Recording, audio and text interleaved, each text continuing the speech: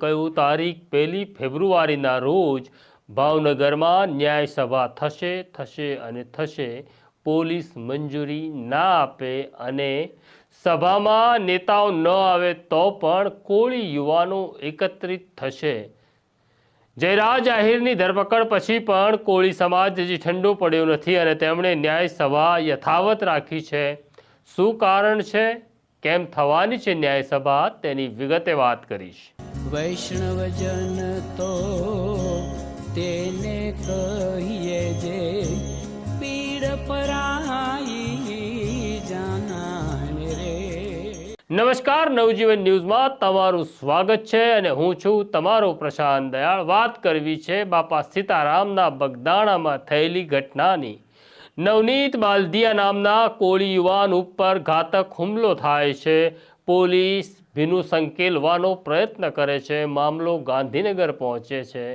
એસઆઈટીનું ગઠન થાય છે અને તપાસ થઈ રહી હતી. આ દરમિયાન કોળી સમાજ નારાજ હતો, કારણ કે એક વખત જેની ઉપર આરોપ હતો એવા જયરાજ આહિરને એસઆઈટી બોલાવે છે પણ જવા દે છે. એટલે કોળી સમાજે નક્કી કર્યું કે શક્તિ પ્રદર્શન કરવું પડશે. એટલે તારીખ 1 ફેબ્રુઆરીના રોજ ભાવનગરના બોર તળાવ વિસ્તારની અંદર એક ન્યાય સભાનું આયોજન કરવામાં આવ્યું.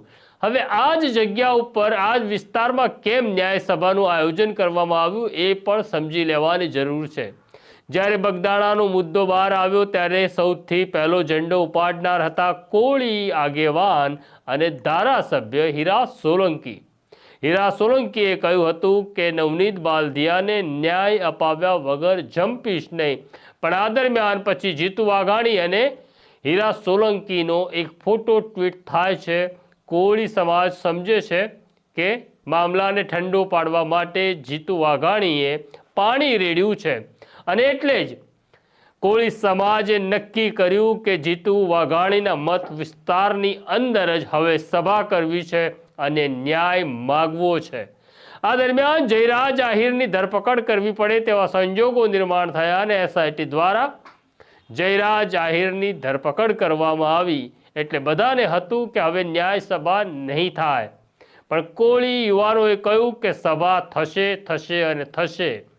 આખા મામલામાં પોલીસની ભૂમિકા પણ બહુ સૂચક છે.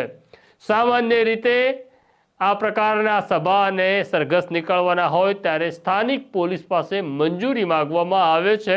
પણ આ કિસ્સાની અંદર ડી ડિવિઝન પોલીસ પાસે જ્યારે કોળી યુવાનો જાય છે અને સભા સરઘસ માટેની મંજૂરી માટેનું ફોર્મ માગે છે, ભાવનગર પોલીસ ફોર્મ આપવાનો ઇનકાર કરે છે.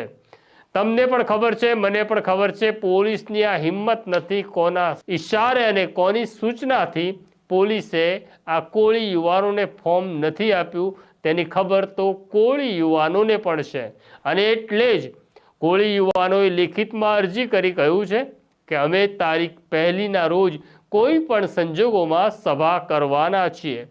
આ સભાને રોકવા માટે અથવા નબળી કરવા માટે તખતો ગોઠવાઈ ગયો હતો.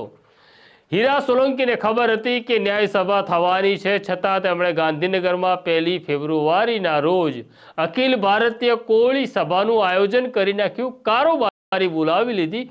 આનાથી પણ કોળી સમાજ નારાજ થયો. કોળી સમાજને સમજાઈ રહ્યું કે કંઈક જુદું રંધાઈ રહ્યું છે જે સપાટી ઉપર દેખાતું નથી.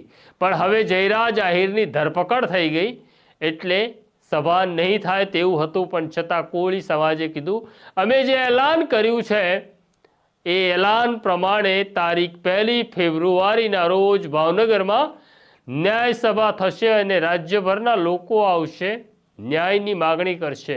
હવે પ્રશ્ન એવો છે કે જયરાજ આહિરની ધરપકડ પછી હવે શું બાકી રહી ગયું? તો કોળી સમાજના નેતાઓ કહે છે હજી પોલીસ ઇન્સ્પેક્ટર ડાંગર અને ડીવાયએસપી રીમાબા ઝાલા એ જે કંઈ ગડબડ આચરી તે અંગે તમે હજી કંઈ કર્યું નથી.